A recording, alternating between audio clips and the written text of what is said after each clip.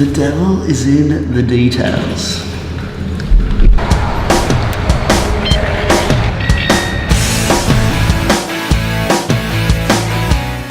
So quite literally every day, I'm helping people change jobs, which is not easy. Having just done it myself the other day after 5 years, I can attest, it's certainly no easy task.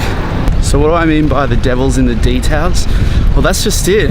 When you're changing jobs, you got to know those details. You got to dig in on those real specifics about those important things that you need to know. And to do that, you got to speak to the right people sometimes.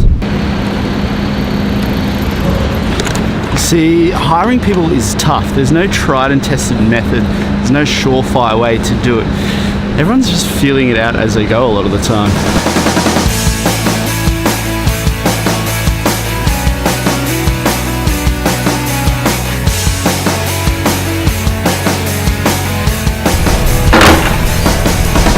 See, there's a couple of things I've learned from the more senior pros I've worked with in my time.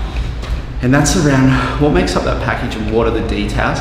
And that information doesn't always come from the one person. Sometimes you've got to speak to the CEO or the CPO or the CTO for that real high level information. But aside from that high level stuff, you really got to dig in on some of the finer details as well.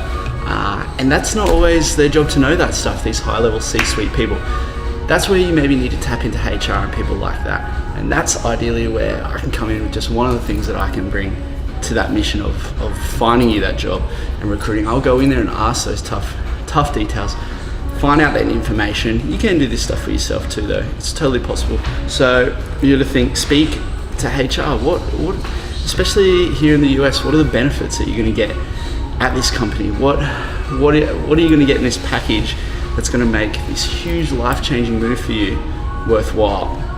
Find those details, because that's the difference. The devil is in the details. And I can tell you myself, from my own experience, you've just got to ask. You got to find out. Don't always assume.